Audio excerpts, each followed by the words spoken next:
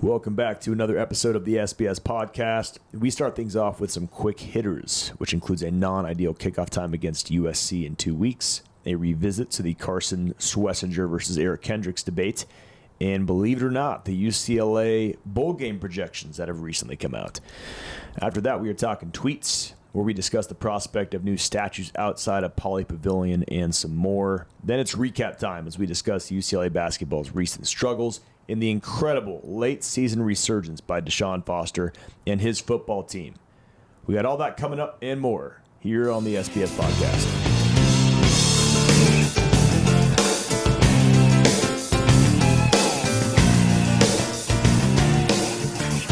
Welcome back, boys.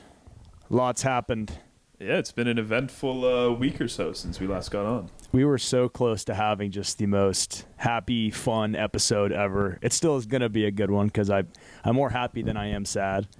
But if you would have told me like a month ago that the November 14th episode of this show, the bright spot would be football and the painful spot would be basketball, I'd be like, pass the meth. Yeah, and what a Friday night that was.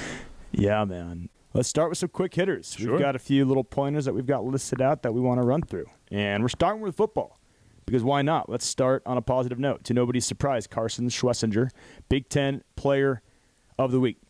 You know, when I debated with somebody like a week ago, max 2 weeks ago, if Carson was on pace to not only be the best linebacker since Eric Kendricks, which he certainly already is, and it's not even close, but maybe even pass him as the best Bruin linebacker this century. I wasn't really like laughed at, but I was kind of met with some valid counterpoints, and that Kendricks was just overall a better football player because of things like blocked punts, multiple interceptions to his name. Prior to this debate I was having, Carson had no picks.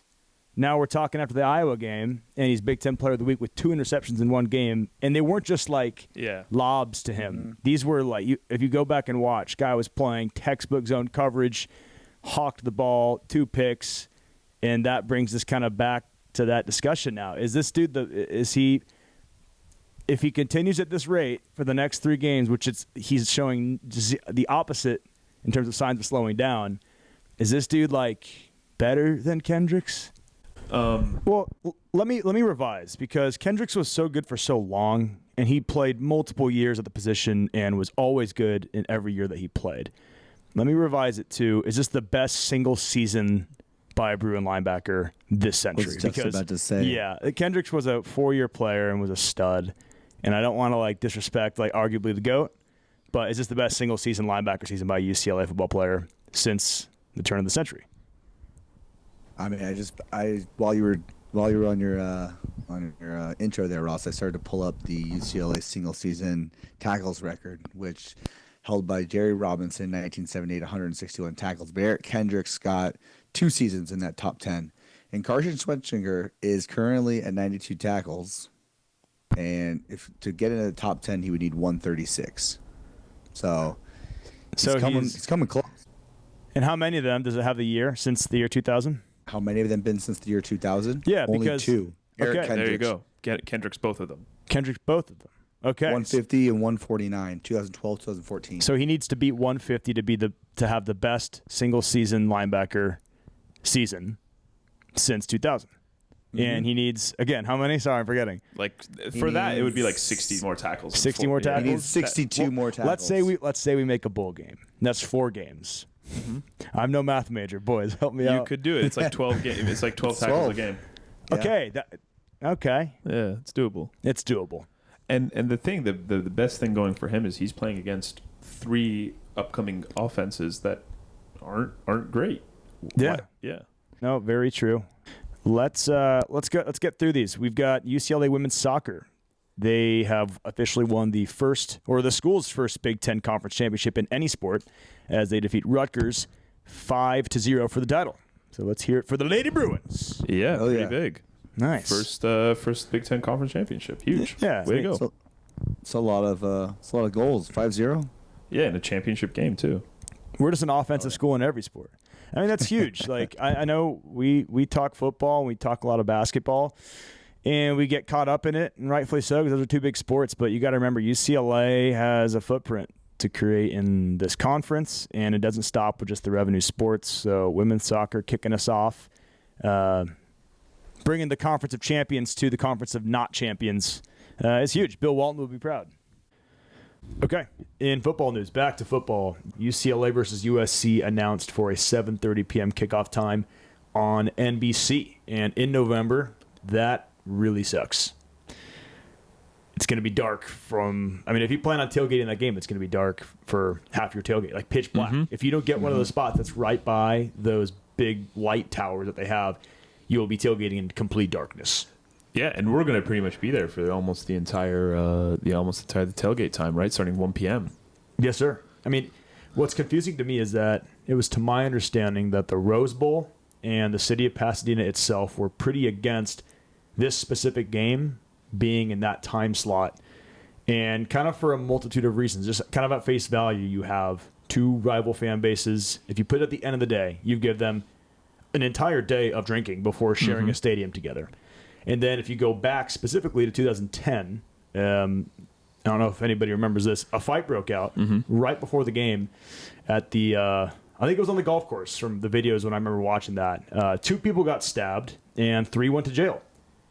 So pretty legit reasons for avoiding this kickoff time. They have done it since, I remember 2016 was that time slot. I'm going to read a little snippet from the LA Times article about that event. It's a little graphic, but just a disclaimer. Nobody was killed. Patel was stabbed 8 times in the back. And how did he not die? God. Wow. He was stabbed 8 times in the back and was in the intensive care unit at Huntington Memorial Hospital. I was born there. No big deal. His buddy was stabbed in the face. Witnesses said that the fight broke out after a group of tailgaters, including Patel, a student at Cal State Fullerton, classic, threw a football that accidentally hit a black Mercedes-Benz belonging to another group of players who also had been partying for hours. So kind of there you go. So you're telling me that was all because of an overthrow? That's yeah, dude. Because some loser from Fullerton didn't have a good deep ball, and now his buddy's getting stabbed in the cheek. God, that's Good stuff. I was disappointed with the 7:30 kickoff because that means I won't be able to make it. I No. will not be able to be at the Rose Bowl. You know what's the most fucked up thing?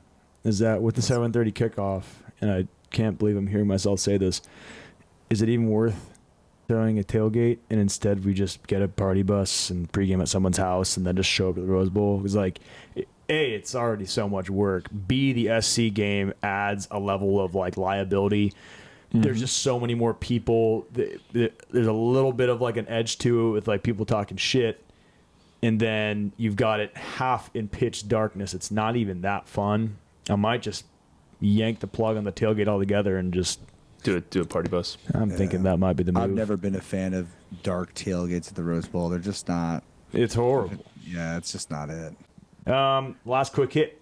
We call them quick hits? Quick hitters? Yeah. Quick hitter? All right. Last quick hitter. UCLA is currently projected to go to the Sun Bowl in El Paso on December 31st against Syracuse. Who would have thought we'd be having even this conversation 3 weeks ago? I was about to say, throw us in the chicken bowl. I mean, a bowl game's if you can just make a bowl game, I don't care who the opponent is. I don't care what shithole city it's in. I don't care how funny the name is. That is remarkable and impressive. Mm-hmm. Yeah. So it would be cool. What do you guys think? Would there be? I know there's also people are talking about the LA Bowl again, or even the Vegas Bowl. I mean, I would take the 2 of those over El Paso. Yeah, I'm not going to El Absolutely. Paso Sure. for New Year's Eve if that's what you're asking. No, I was just wondering, just because we were just at the LA Bowl last year. Do you want to diversify it a little bit, or what do you guys think? Were we in the El Paso Bowl? We were in Was the that Sun Bowl. Pittsburgh game? No, that was No. Tony the Tiger, buddy. Tony the Tiger. Yes, Okay. that was the Frosted Flakes Bowl. I think it might have been in El Paso. That I sounds think right. it was in El Paso though. Last time the UCLA played in the Sun Bowl was in 2013. They played Virginia Tech, and I remember Eric Zumwalt.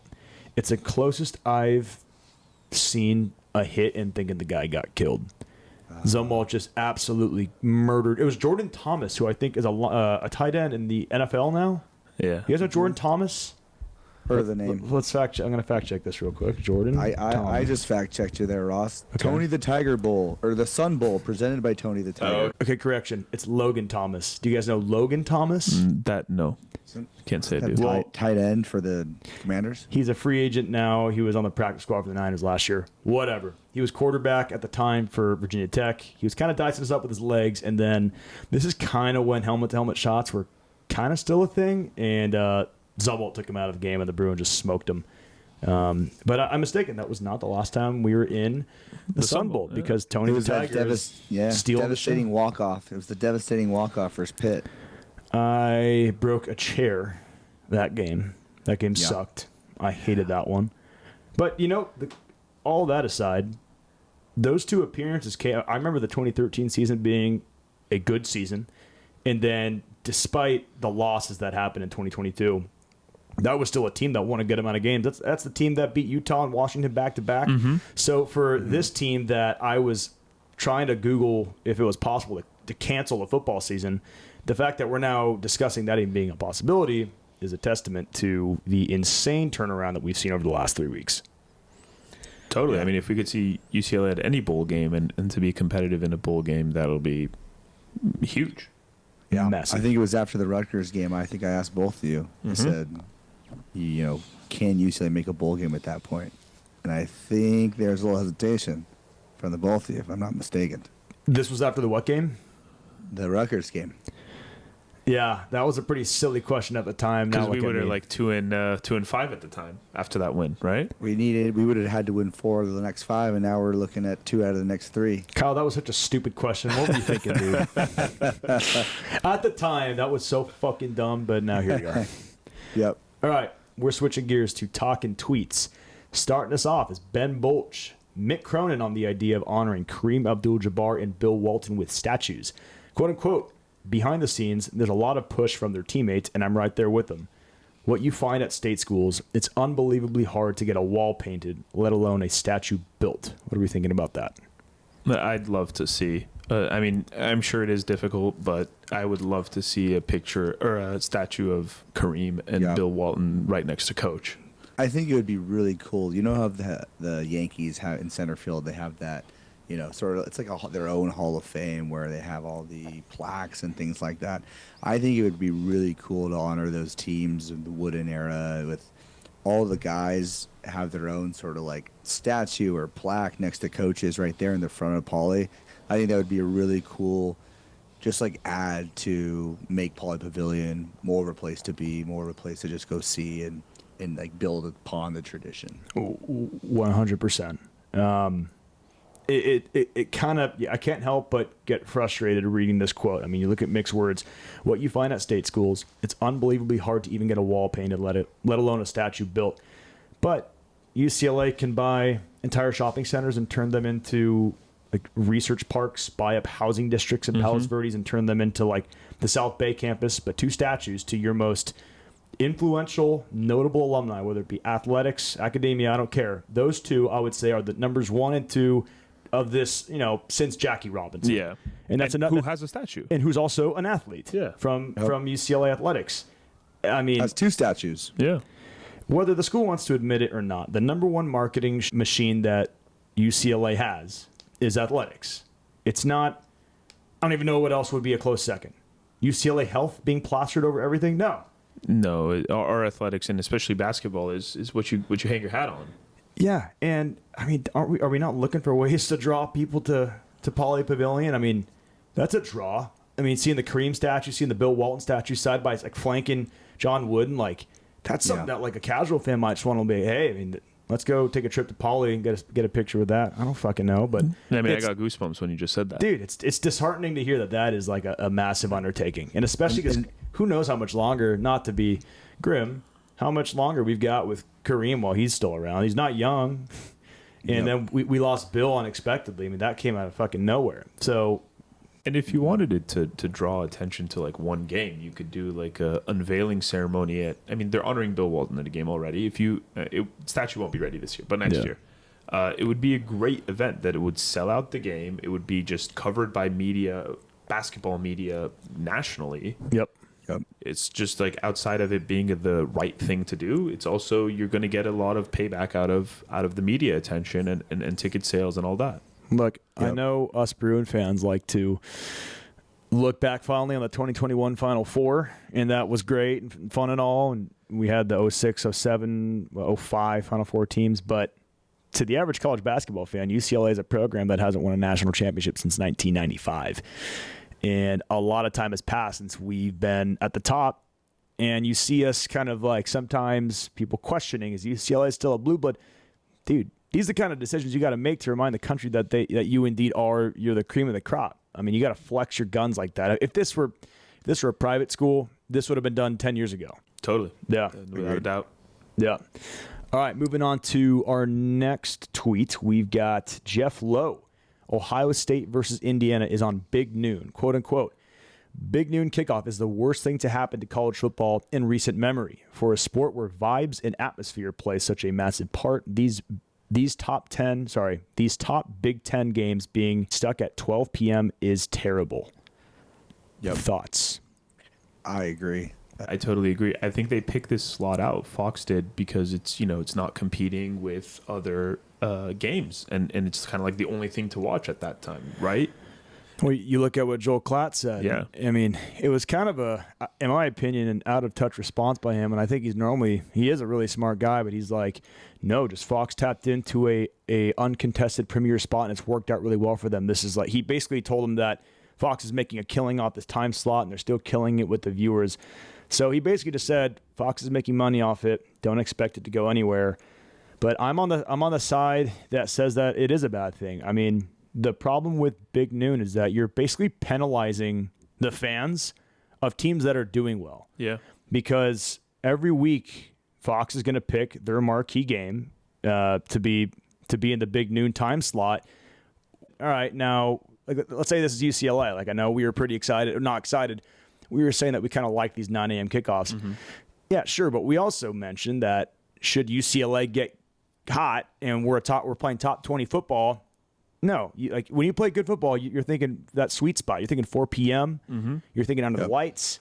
I mean, with this setup, dude, you've got the whiteout now being played at noon, and for a game that relies so much on like the spectacle of the sport, vibe, atmosphere, if all Big Ten marquee matchups now are at noon, like that does fucking suck. So Klatt, he's being out of touch with the college football fan by saying, it's doing well. You guys just don't know what the fuck you're talking about. Absolutely. I mean, when I think about primetime games, when I think about marquee matchups, I think about, what was this last weekend with Georgia versus Ole Miss or LSU, LSU Alabama under the lights, under the, with the atmosphere booming and rocking and the light shows in the, in the dark, and that's what it is. It's neutered. It's a neutered, a daytime marquee matchup in college football is a neutered experience. Especially if the Big Ten wants to compete with the SEC that's putting on those spectacles at night in these 100,000 plus seat stadiums. I think they can get away with it because the Big Ten has its massive fan bases that are watching no matter what. So I think they kind of recognize that, and they're like, well, the SEC's already got this time slot booked up. If we just move it to noon, we know the fans are going to watch it regardless. So let's just pull the trig on it and screw the fans that get these shitty atmosphere games. It's a bummer. Money always wins. Who played the channel, the Peacock game this week for the Big Ten? I feel like the Big Ten's always been putting on a Channel 4:30 game to sort of compete with that time slot. Is it Oregon? I feel like I think it was Oregon. That should be like, just change the name. Like, yeah, you can still have Big Noon show. Just make it the noon kickoff.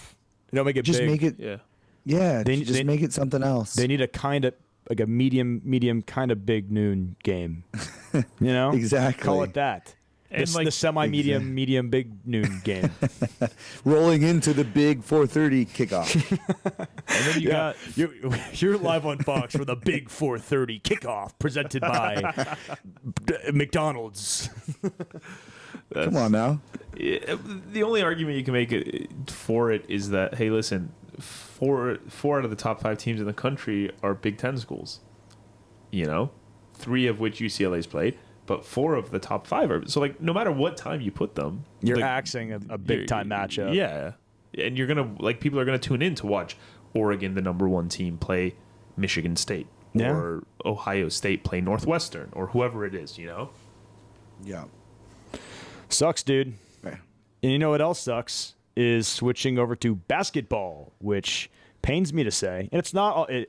I'm not going to lose my head here, and the sky is not yet falling. But certainly a disappointing turn of events since the last time we spoke. UCLA drops its first loss of the season to New Mexico, 72-64.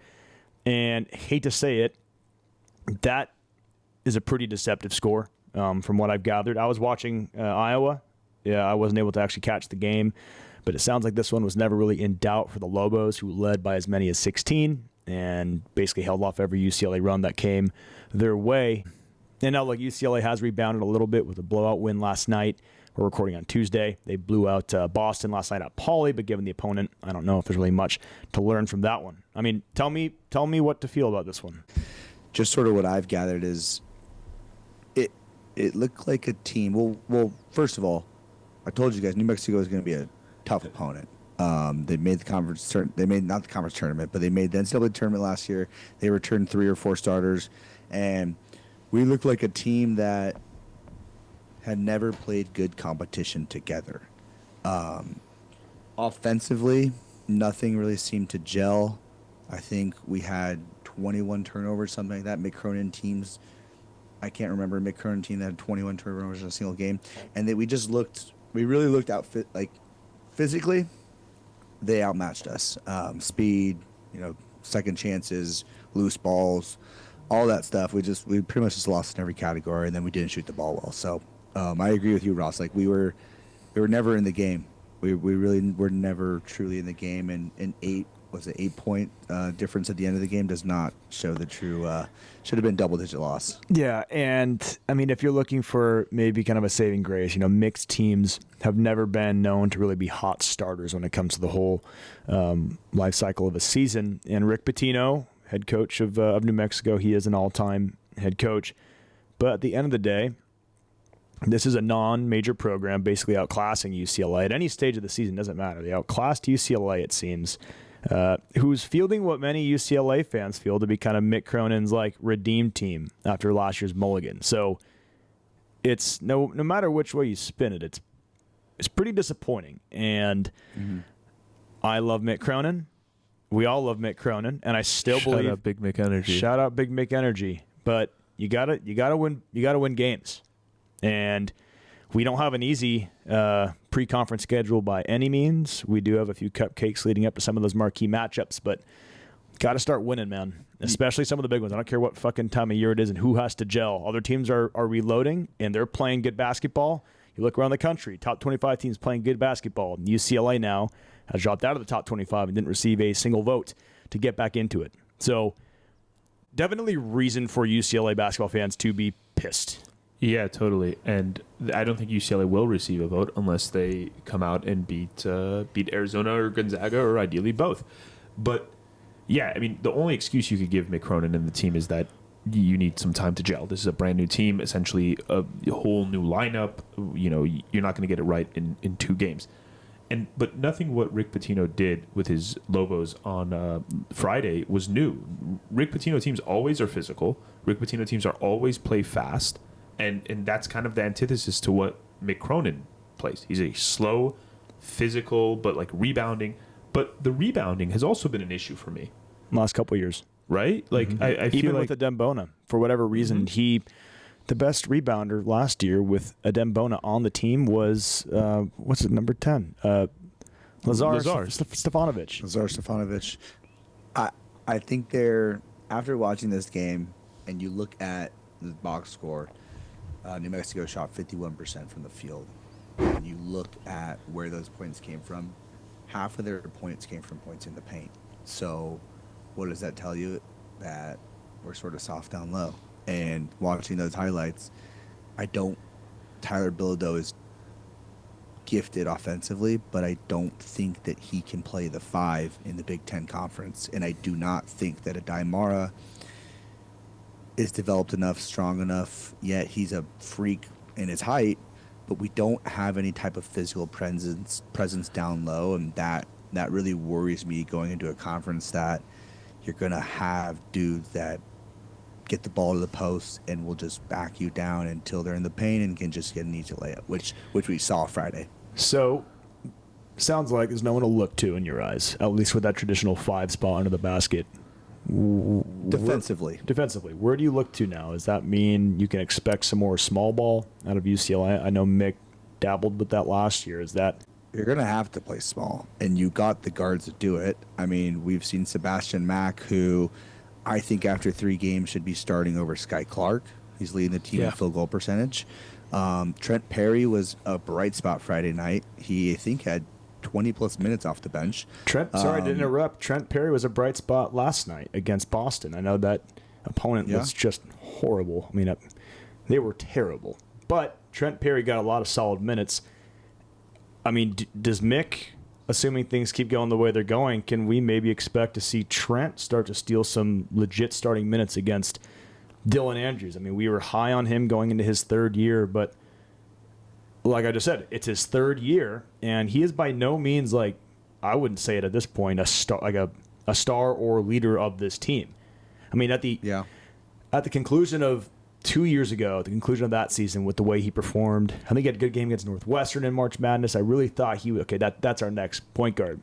It really hasn't come together fully since then. So Trent Perry is a true freshman, but if he continues playing the way he's doing, like, could we maybe see him like sneak into that starting 5 lineup? Yeah, I think it's not a bad shout. Kyle, you mentioned the 21 turnovers against New Mexico. Despite a blowout win against Boston, I mean, we still had 15 turnovers against a very inferior opponent. We need to take care of the ball better. Just plain and simple, you know? You're not going to beat anybody. If you have 15 turnovers against Boston, what are you going to have against a team that's, really solid at defending, like an Arizona, like a Gonzaga? Yep, and on Friday night against New Mexico, Dylan Andrews had 6 of those turnovers. He had more turnovers than points in the Friday night game, and it's not a recipe to win when your supposedly star point guard has more turnovers than points. So I don't think there's a world in Cronin's head where Dylan Andrews isn't quote unquote the guy, even though he's in his 3rd year and hasn't really shown that he is the guy. But I do think that Trent Perry, Sebastian Mack will start to get more minutes. And the thing about Sky Clark is Sky Clark is Mick Cronin's dude. He recruited him at Louisville. He wanted him to go to Louisville. He took the job at UCLA, and Sky Clark stayed at Louisville. So Sky Clark, I feel like, has always been on the back of Mick Cronin's mind. So I don't think that it's going to be easy to take over that position for Mack or Trent Perry either. And I think I need to see William Kyle play more minutes because he can be the 5 that potentially we're missing down low right now. I'm trying to think of a recent example of a guy that started poorly on a Mick Cronin team that kind of came into shape by the end of the year. Am I thinking like Miles Johnson? Was he an example of that? Because from what I've watched, William Kyle does not seem to be a like a groomed basketball player. Yeah, he's not put together. Yeah, on defense, he kind of seems all over the place, and just in general, just doesn't seem to be having things come to him. Yep. So, yeah, I mean, those minutes could be valuable to get him in the game and have him morph into the player that we hope he can be. To make matters worse, and we'll move on from basketball for a second because I want to talk football here because I want to talk football for obvious reasons. To make matters worse, Mick is stuck with Dylan Andrews as his guy, but Donovan Dent, I believe, is the name of the point guard for New Mexico. That's an LA kid that I don't believe UCLA even offered. And here he is, just completely stealing our lunch money, looking like a guard that would actually be exactly what UCLA needs right now. So that's just, I mean, the high school recruiting by Cronin and his staff certainly hasn't been where it has been, even during the Alford years. And, when you don't have your transfer, or at least when your transfers are taking such a long time to get it together, and hopefully they do this year, you look to guys that played in LA and that are now killing it as schools as low-leveled as New Mexico, and you're like, where was the recruitment for these guys? Yep. And I think my last point of the night is going to be in that New Mexico game. The crazy thing to me is I've been so confident that this team can just lean on their depth and wear people out. When we were at halftime, I was thinking to myself, okay, there had been a couple guys that have played for New Mexico. New Mexico went 1, 2, 3, 4, 5, 6, 7, 12 deep, okay? But out of the 7 that came off the bench, only 2 of those guys played more than 10 minutes. So their starters played 25, 27, 32, 34, 30, and that's a lot of minutes. And at the end of the game, I don't think we looked, any less tired than they were. I don't think we looked like we had really beat them up over the course of the 40 minutes, which is a little concerning because that's something that UCLA should really lean into this year. Well, one thing I wanted to bring up, that's a good point, Kyle. It's that end of the game, UCLA was, I think, at one point like 6 points down with like 3 minutes left. That game's not over. That's right. 2 buckets. And you're like, but we just could not find a shot. And then we would bail New Mexico out on a stupid foul. And they would just increase it back to 8 or back to 9. And we couldn't hit I think somebody missed a free throw that would have cut the lead down to 5, I think, at one point. And so, I mean, there was... We had our chance. We shot ourselves in the foot. Nobody is to blame for this loss besides UCLA. The good news is we don't have a real test until we have those, marquee matchups coming up with the Gonzaga and Arizona. And you have a little bit of time and you have a little bit of wiggle room when the media and the lights aren't on you to put in the work to, get some good quality wins and find a lineup that gels together well and get ready for those big games. Yep. I'll put it on the table until December. I was going to say, I'll put it this way. You better win every game until that Arizona matchup. Yep. But we are now switching over to what you're likely listening in for, and that's for us to discuss this Iowa game. UCLA defeats Iowa 20-17 at the Rose Bowl. That, I think I say this every episode now, that was the most fun I've had watching UCLA football since just the previous week. I mean, it just keeps getting better and better. And how are we feeling? Another great week for you, Ross. UCLA win, Chargers win. I don't know what to do with myself. I've got the Chargers and the Bruins playing some real fucking football. I mean, okay, can we take a little statistical dive into UCLA, Iowa? Yeah. Against Iowa, which I believe this was kind of surprising. I believe the series now is 8-3 UCLA. And if I'm not mistaken, the last time they had played was in the Rose Bowl, 1986. So UCLA, Iowa's papa. Against Iowa, UCLA put up 414 yards, and in its last 3 games has averaged 417 yards. At face value, that's good, but just for reference, during that dreaded gauntlet, you got from Indiana to LSU, Oregon, and Penn State, the Bruins averaged just 260 yards. Mm-hmm. So we're currently seeing a 150-yard jump in average in these last 3 games by this Bruin offense, but if you really want to get excited, where you really want to look is this UCLA rushing attack, baby. Let's go. Okay, I felt like it's Veterans Day, so this is perfectly timed. I felt like one of those kids that gets surprised by their dad coming home from deployment. like literally, I wanted to run down from the box and just hug the running backs. You guys are back. So good. Prior to this win against the Hawkeyes, the UCLA running backs had not once eclipsed the 100 yards of total rushing mark. There was a Nebraska game where UCLA technically recorded 139 yards of total rushing. However, 56 of those can be attributed to Ethan Garbers, bringing the running backs down to 83. But here is, in my opinion, the best stat. Each UCLA running back averaged over 5 yards per carry against Iowa. So you got TJ Harden, Keegan Jones, and Jalen Berger, each of them averaging over 5 yards a carry. That is good distribution. That is legitimately good running, and I don't know where the fuck it came from. But it's awesome. I was going to ask you, Ross. One of my questions today was, what do you think changed? Well, where did the success come from against an Iowa defense that we were just saying is so good? I mean, admittedly, I haven't had the chance to go back and watch the game, and nor when the game was happening was I watching with a healthy mind because I was enjoying myself up in the box. If you guys haven't had the chance to watch a Bruin football win up in the box, highly recommend it. Great time. So what I would assume happened was quicker developing run plays because I would struggle to believe that the style of exchange that we had suffered through this whole season just suddenly worked. But I think you also have to give credit to the offensive line. Yep. I mean, credit to the running backs. They played a heck of a game, and we'll get into them in a second. But massive props to the offensive line for opening up holes against a rushing defense, a Hawkeye rushing defense that was top 25 in the country at the time. Yeah, I mean, from watching the game, I really, really got the idea that, especially TJ Harden, more than anybody else, I mean, he also got a bulk of the yards. He was way more patient. He was not just putting his head down and running up the ass of his lead blocker, which sometimes would get the opening, sometimes wouldn't. There was a number of times where he would run in, bounce out, Cut back, yep, go through the outside. And it was an inside handoff. Yeah. So I was just about to say that. Yeah, I want to give a lot of credit to TJ Harden for having the maturity and the patience to wait for the offensive line to develop, to wait for something to open up, to hit it, rather than just going at the very first thing he saw, and that closes immediately as you get there. Yeah. Yep.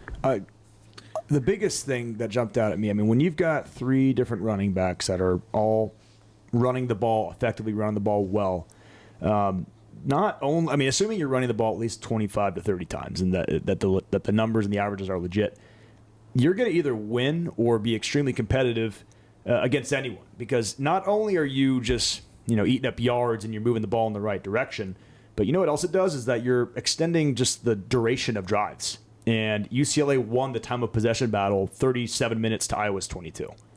I mean, that I think is one of the biggest takeaway. I mean, that first half domination against Nebraska, why was that so dominant? It was because Nebraska was never on the field, and UCLA was just taking its time, driving the ball, taking up like 8-minute drives. When you can run the ball like that, it's the foundation to competing and winning football games. That's why I would never shut the fuck up about it, no matter what kind of performance we watched earlier on in the season. It's like, well, I can't get excited about anything because A, we lost, B, you can't actually play legitimate football outside of fluky upset wins if you can't run the ball. And that's why this Iowa win, I think, is hands down the most promising and is a game that Bruin fans can actually take and be like, okay, this team is actually starting to come together. Yeah, because one of my points was that I didn't think this game was as close as the scoreline suggests. No, not at all. Nope. Because UCLA had 23 first downs compared to Iowa's 12. Boom. UCLA was 9 of 14 on third down efficiency compared to Iowa being 4 for 10. Huge. So you got double the third down conversions. You ran about 30 more plays than Iowa did. Just point blank period. I would like if Chat GPT, or is it GPT, if they could pull the last time that one team ran 30 more plays than its opponent and lost, I would like to know when that happened. Exactly. Yeah. And outside of, the handful of turnovers that are a part of the negative stuff that happened during the game, this game, we could have easily gone minimum 6 to 9 more points. Yep.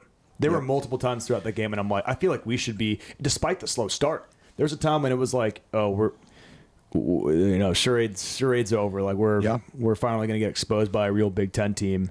We went down 10-0, and it was looking horrible. And then was it Schlesinger that got a pick, got us back in the fucking game after just miserable turnovers. And despite that, there was a time in like the first half, and I'm like, we should be blowing them out at this point. Yep. We're keeping them in the game.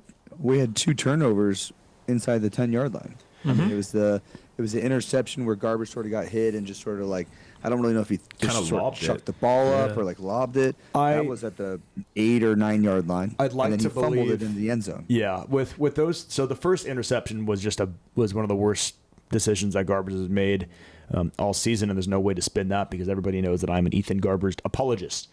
But speaking of the other 2, you've got that second interception, and I'd like to think that he was going to kind of throw one high, kind of out the back of the end zone. He didn't really have an open man, but I just could kind of see where he was looking, and then he got popped when releasing that ball. So shit happens. It was in that scenario, a really good quarterback, I think, tucks that ball and doesn't release that ball while getting smacked. You got to kind of have a sense for the pocket. And I don't think the guy was really hidden. He just smacked Garbers right in the face, and the ball went straight in the air. That play happened in slow motion. Oh, that was just horrible to watch. And then with the fumble out of the end zone, I mean, I think what are your guys' thoughts on the rule? Because I know this can actually cause some spirited debate on Twitter. What are your guys' thoughts on the rule, fumbling it out your opponent's end zone and it being a touchback with a change of possession? What are your thoughts? That's funny. I've always thought that it should go back to your own 20. I've never thought that you should lose the possession of the football. I've always been against that. But I've always thought that, like, let's say we were at the 8-yard line there, right? We go back to the 20, and now it's third and goal from our 20. So ultimately, you keep possession of the football, but you're going to be going back to the 20-yard line. And if you were beyond the 20-yard line, just go back to the line of scrimmage. I like that. I just think that it's too harsh because the defense didn't do anything different aside from what it would have done at, let's call it, the 45-yard line. And then they get a change of possession that can end games. I mean, you've seen games, massive games end because just kind of a conventional fumble out of bounds happened to be an inch closer to the goal line than not. I mean, I hear both sides because the game of football is very, very hard for a defense. I think kind of having, like, look, this is the special zone that you just can't fucking fumble into, so don't fucking fumble into it. But it just, and then on the flip side, you're like, well, fuck, we just put together a gorgeous drive into the red zone, and then because Garbers kind of had a fluky fumble, ball got jarred loose, it was a foot in the wrong direction, and all of a sudden Iowa has the ball at the 20. It just seems like a little harsh, in my opinion. One time you see that rule a lot is when the person running the ball into the end zone, like, drops the ball before they get in, which is like one of the stupidest things. Well, that should be like firing squad. So like, yeah, but that counts as a touchback. So, you know what I'm saying? Sure. So yeah, because I know. And you've seen it a number of times, both in college and the NFL, which it baffles my mind. I don't even know how that even happens. But yeah. Let's talk about the UCLA rushing defense. If I'm not mistaken, this unit, that front seven, is now a maybe top 5. You can just check me right now. Top 5 or top 10 rushing defense in the country. And this came against an Iowa running back. I'm blanking on the guy's name. Caleb Johnson. That wasn't a Heisman candidate, but was playing Heisman level Ashton Genty type football, at least with regards to his numbers. I forgot that they even had that guy midway through the game because they could not run the ball at all. I mean, completely stuffed by the Bruin front seven, and it was awesome to see. Yeah, 80 total yards on the ground for Iowa, only 49 of it being belonging to Caleb Johnson. Like, those are TJ Harden numbers in week 2. And this guy's being touted as one of the best running backs in the country.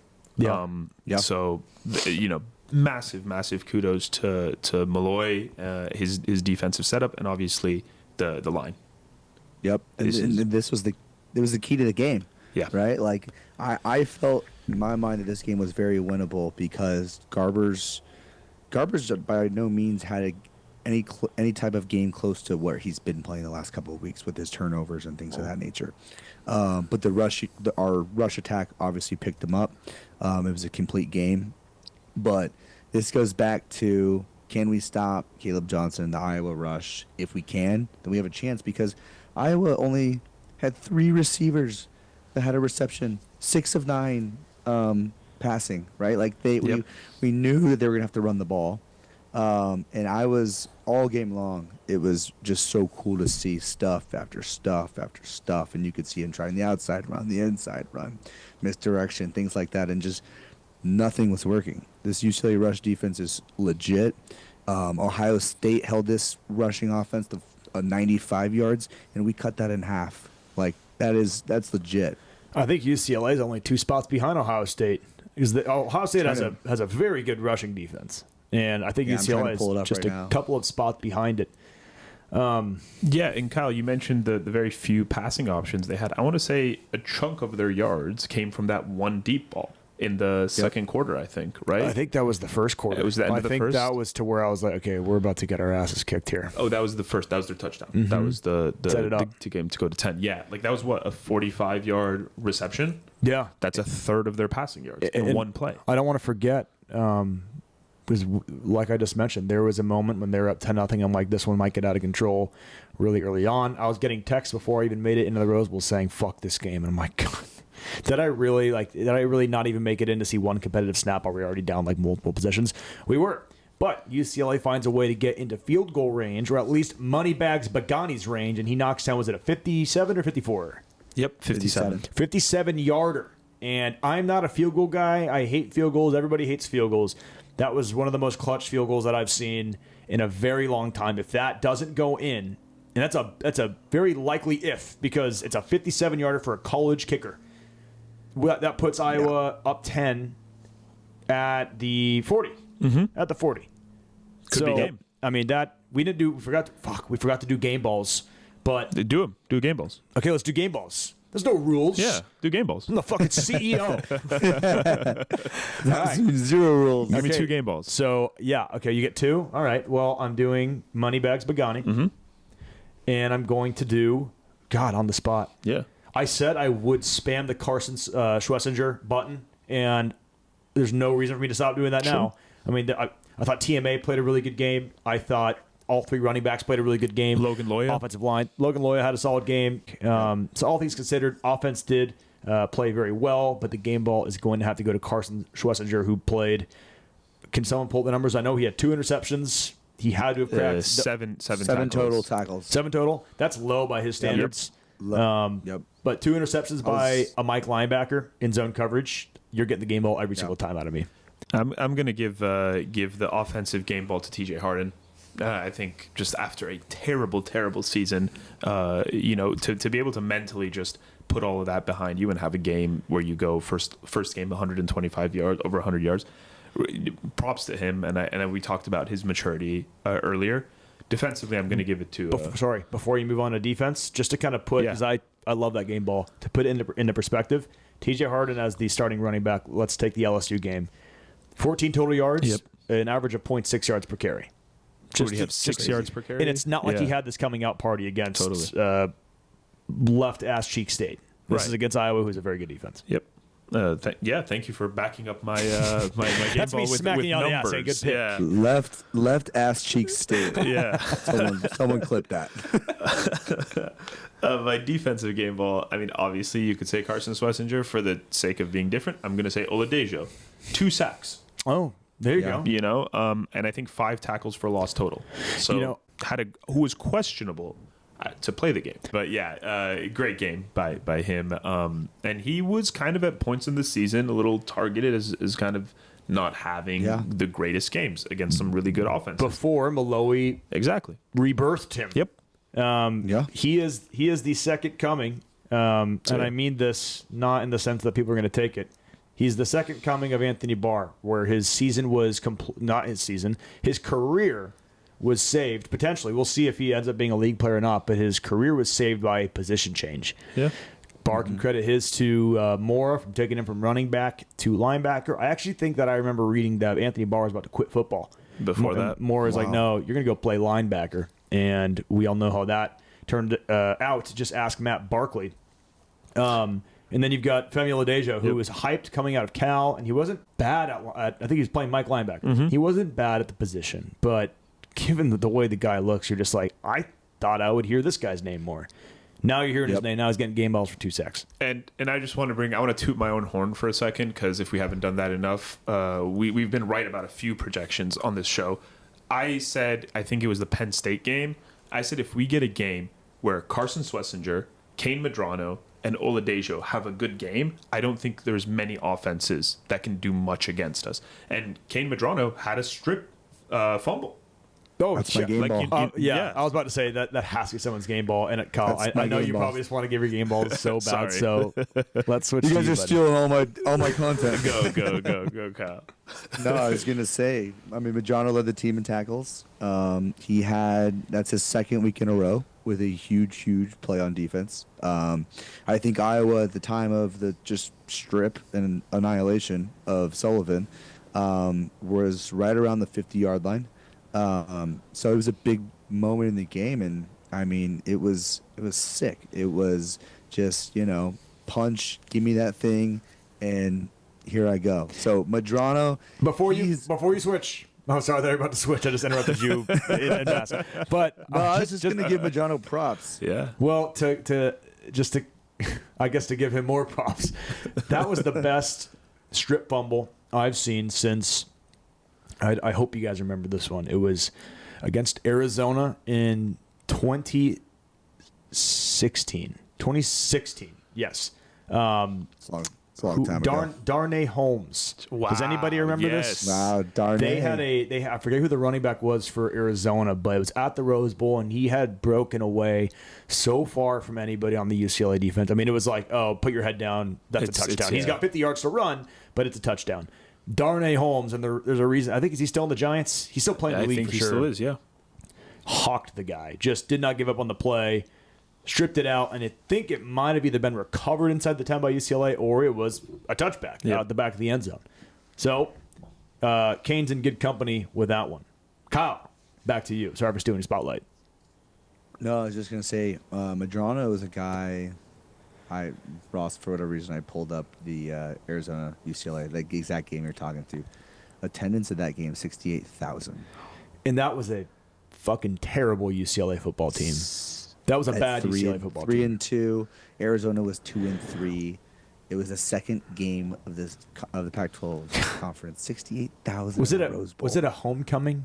It had 7:30. October 1st is early. Maybe a little early for homecoming. Okay. But still, whoa. Was Darnay Holmes on the 2016 team? I could have sworn it was Darnay that stripped that ball out. 2016.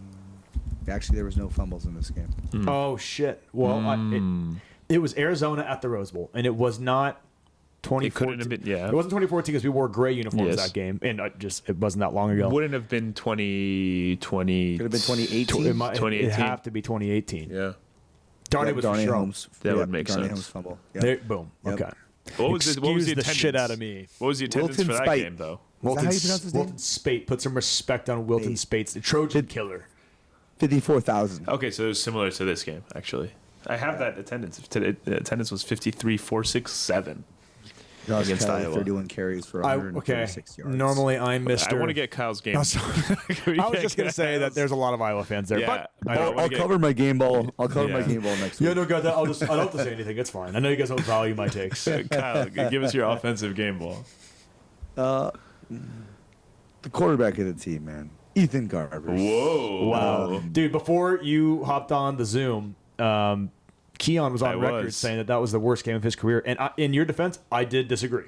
He did disagree. I don't necessarily think I it's said the worst game of his season. career. I said season. I will say that I think that Ethan Garbers, Ross, you might not agree with me here, is a little bit soft mentally. Oh. I do. Wow, I do. You give the guy a game ball, and then you're calling him fucking like a mental No, but this is the reason. This is the reason for my game ball. Okay. He turned it around. Right? He throws a pick on his first drive, then he converts on third down. He fumbles another time. He has that ridiculous throw in the end zone where he gets hit.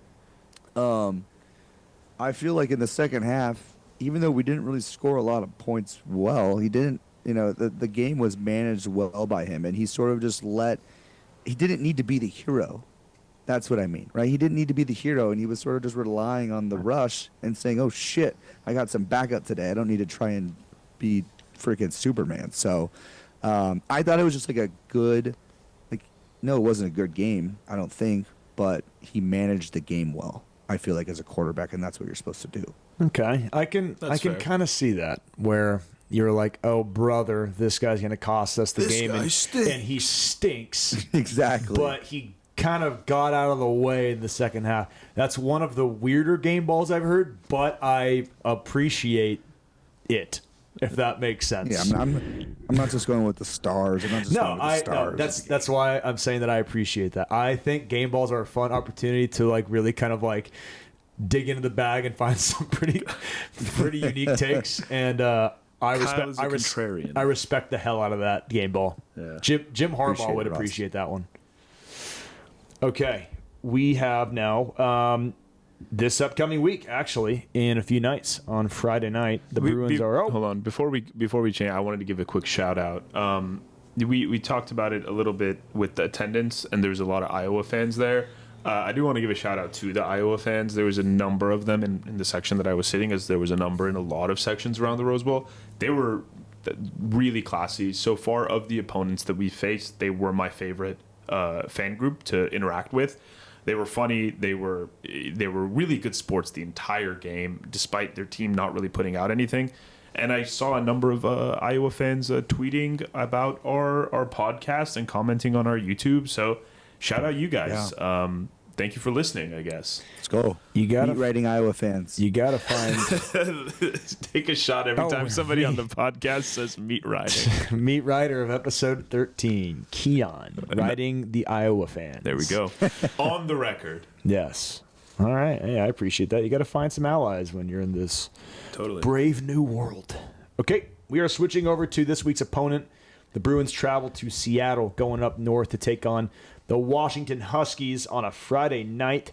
Washington has won 19 straight games at home. And the last time UCLA played them, however, in Seattle, the Bruins won that game 24-17 in 2021.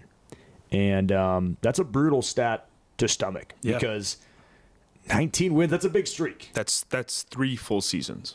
Boy, who beat them last? Yeah, I mean 3 seasons ago. It might have been us in 2021, actually. Yeah, well, now that I think it was. Because that checks in. Yeah, but the math checks out. Yeah. I think we were the last. It was. Are you serious? Was it us? No, it was. Yeah, it was. Oh shit! Then I love this stat. I am This Mr. dude sucks. I am Mr. We're due. Yeah, absolutely. I mean, who's more due than the? Have we played there since? No way. No. Oh, boy. That was the last trip too. That was the last trip to Seattle, I 2021. just said a prayer for this for this this home win streak. Rest in peace. It's gone. Yeah, I fucking love it. It's over. I'm sorry. yeah, And it we're is- streaking. We're peaking right now. Oh my god. I'll be there, so I'll streak. Fuck yeah. I think it goes without saying that this is probably no. It goes without saying that this is the hardest or toughest test that UCLA has left of its 3 games remaining. You've got Washington, then you've got USC and Fresno at home. Both of those teams are dog shit. So now you've got Seattle. Now you have Washington up at 3rd place. Off their website, that is the longest home win streak in school history. In modern school history, dating back to their 45 home game win streak, which came amidst their NCAA record of 64 straight wins from 1908 to 1917. Imagine not losing prior a to football World War game. I. Imagine not losing a football game for a decade. Well, I mean, imagine I not don't losing care. a basketball game for how many 5 years that UCLA didn't. Yeah. I don't care if I lost my wife to cholera Yeah. and that the Ottoman Empire is really kind of stirring some shit up across the globe. Not losing a football game in a decade. I mean, fuck, that's good living. The SBS podcast, where you get factual history tidbits Yes. with your football knowledge. I was a political science major at UCLA. Who says we can't do it all? Yeah, and just a little background on the series itself. The Bruins enjoy a 10-game edge in the series, actually winning 15 of the last 20. And the total record right now is 42-32 UCLA with the edge. Okay, all of that bullshit aside, I love numbers, but let's talk substance. I don't think Washington is a good football team. And let's take a look at some of the common opponents that we've got. And there's plenty of them. They got absolutely derailed by Penn State and Happy Valley last week, 35-6. Let's go back to that UCLA game. If it were not for a bullshit holding call on Brian Addison just a month ago, I think UCLA loses that game still, but by a much closer score. They lost by 3 to Rutgers, and they got absolutely dog-walked by Iowa. So I know you kind of hate to rely on the transitive property approach to make your picks, but who have they beaten? Nobody good. Just USC is the only other notable. I said nobody good. They're dog shit. Yeah. No, they haven't beaten anybody. No. But yeah, just comparing these schedules and knowing that we won the last one in 21, I think this home streak is due to come to a close. Hey, I do want to give something about Washington. They're also playing for bowl eligibility. They're 5-5. Their games left are us and number 1 Oregon. So we can end their season So we could virtually. end their season virtually, but I just want to say they're going to be playing with a chip on their shoulder because this, I'm sure a lot of their fans and them as a team and a program probably see this as their last opportunity to become bowl eligible. It's an interesting tidbit. That's why people tune in. And we take down teams looking for bowl eligibility. We do. Nebraska, Iowa, all looking for thinking they got easy wins. Oh, Iowa's already bowl eligible, actually. I think the football gods want Washington to lose this game to UCLA, so they have to then beat their rival, their number one rival, to become bowl eligible and fuck up Oregon's playoff seeding in perfect season. I think this is all lining up for us, boys. I'm learning all these things as I'm doing this show, which is great. I love the Ross's evolution on the of the optimism on this team. It's a completely different guy. Yeah. You know what's incredible is if UCLA wins Friday night, we'll have to win one of the 2 games we have left on our schedule. Why not both, though, Kyle? Why not both? USC and Fresno State, 2 familiar ass foes. 7-5. If you told me 6 weeks ago that we had a realistic shot. This is not me being sunshine pumping and saying we could be 7-5 when it's all said and done. Look, you brought this up before we went on air, and I think, given how vocal I was about my criticism towards Deshaun Foster, which I still stand by, especially what we were given at the time, but I've been asked multiple times, as you know, what do you got to say about Foster now? And that's a valid question because the ship, at least as of right now, has been righted, and we're going in the right direction. I don't know how much of UCLA's on-field success when it comes to their strategy and game plan comes down to either him or Bieniemy and Malloy scheming up some seriously good football on their respective sides of the field. But where you absolutely have to give Deshaun credit for is that this team, now looking back, and we've said this multiple times, had arguably the hardest schedule in the country. I think UCLA, now looking back with knowing what we know, even compared to Florida, has had maybe the hardest schedule in the entire country. 3 teams in the top 5. Yeah, in the top 5. And yeah, understandable that you drop all of those games. Some maybe you wish you would have looked better in them for sure. But the team, never once did I, even in the bad games where they're getting their asses kicked, I never thought that UCLA wasn't playing hard or that they'd given up. And I think that is priority number 1 for a head football coach that has a tough schedule and does not quite have the team to overcome that schedule, is can they get through those games and come out on the other side with the team still fucking playing? That was one thing you were questioning earlier. Yeah, can he keep this team together for 5 or 6 games?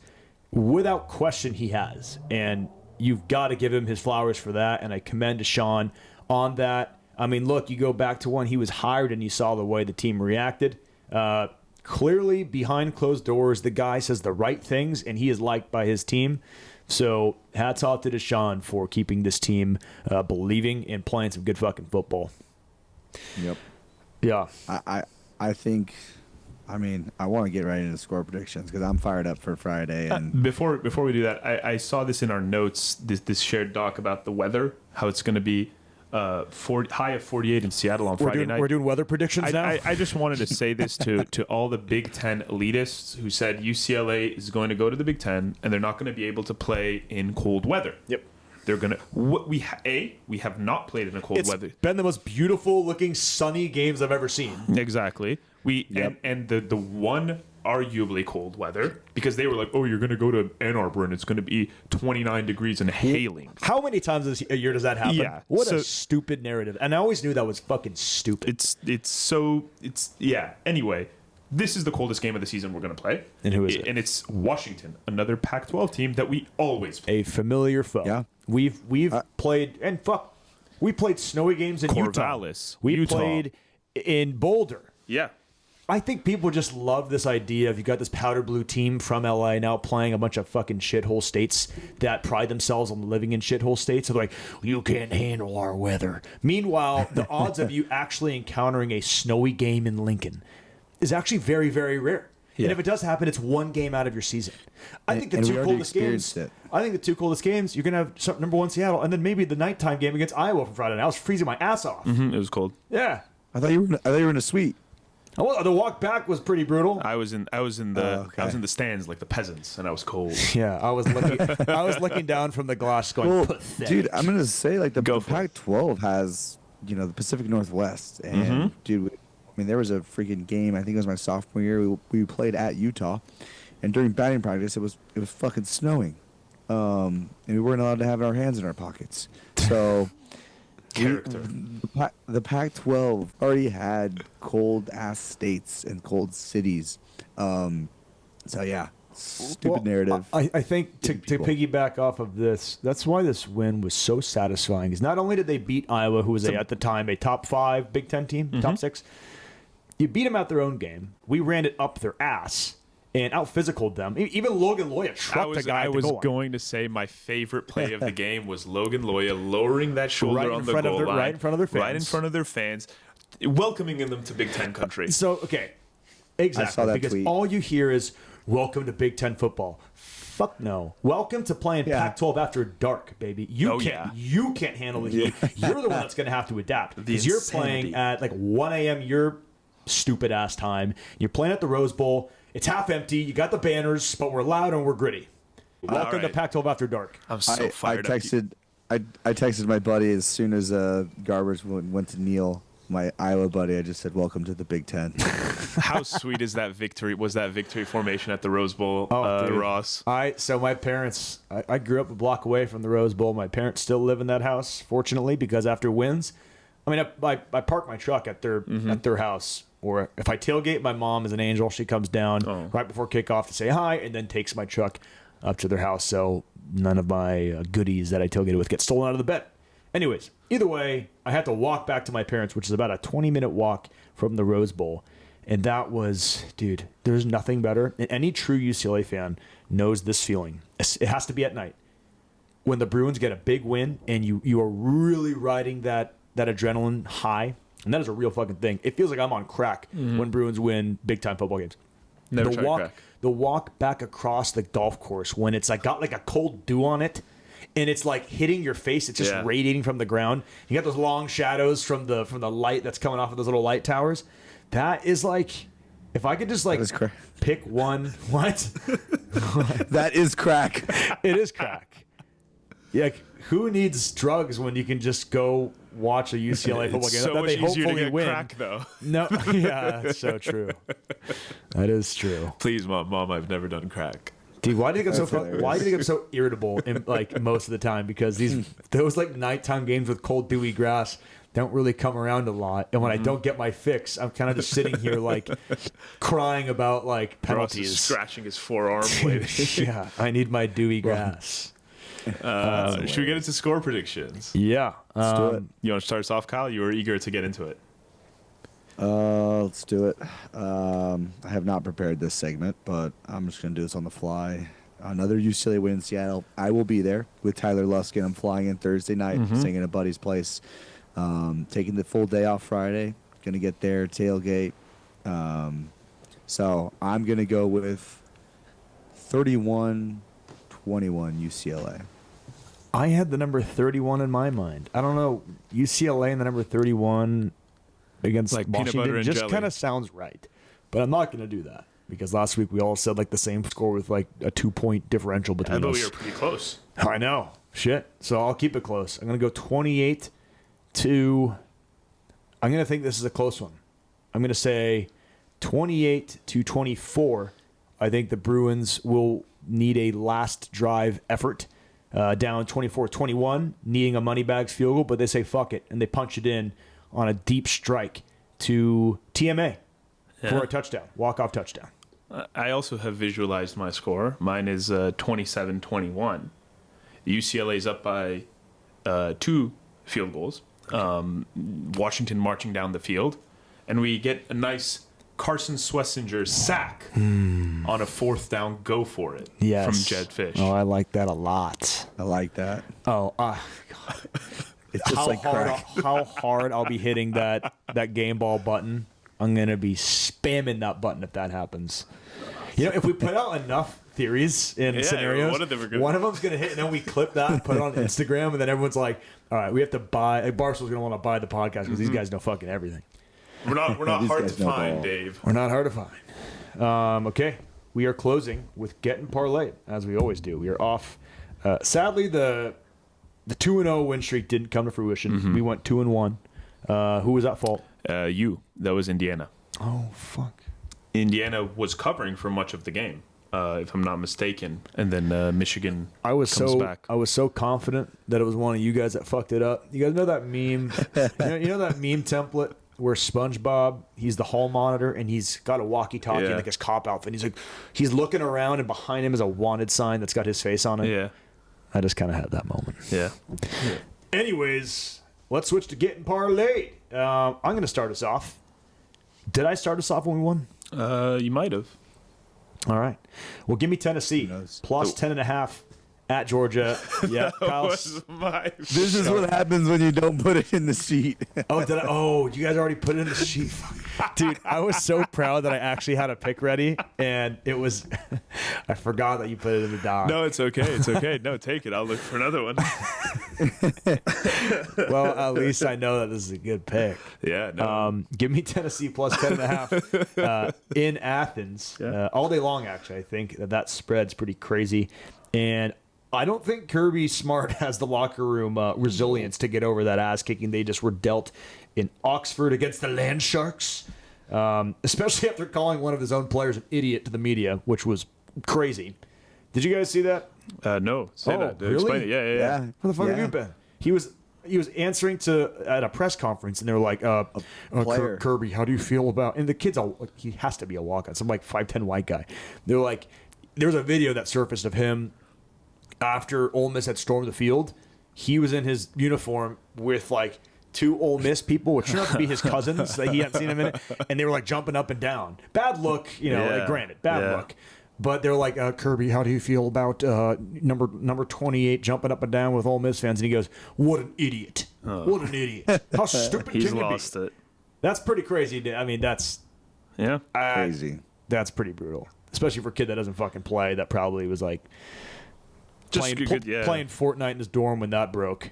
Well, we're going to buy Keon some time ever since I picked his pocket. Yeah. Kyle. Everyone knows my pick. Colorado against the spread. Since I found these guys, there's no turning back. They've Colorado covered 4 times 10. in a row. Yeah. Yeah. Are you 4-0? On the Colorado. Yeah. Kyle is actually on a streak right now. All right. I ever since I started picking Colorado, I had that's no true. reason to turn. Shout out Prime. You know what I'm gonna do? I'm gonna pick the UCLA Bruins. Okay. I'm gonna pick the UCLA Bruins to cover. Is that allowed? We have not done that yet. Okay. They are a 3.5 point dog. Take the money line. We all. I mean, we can't talk the shit that we've just talked and not take them on the 3-leg parlay when we're a dog and we're saying we're gonna beat them. Yep, it was between UCLA covering 3.5 or LSU covering 4 against Florida, which is whose dog shit just lost by like 40 to Texas. But I'm gonna take the Bruins up in Seattle, killing the Huskies' season and hopes of a bowl game and keeping this magical streak alive. All right. That was a longer than normal episode of the SBS podcast, but if we still got you all the way at the end, thanks again for tuning in. We appreciate the hell out of you. Next week, we will be recapping the Washington game and then previewing. Who are we playing? I got it this time. We got the USC Trojans coming up next week. So make sure you tune in, and we will see you next time. Go Bruins. Let's go.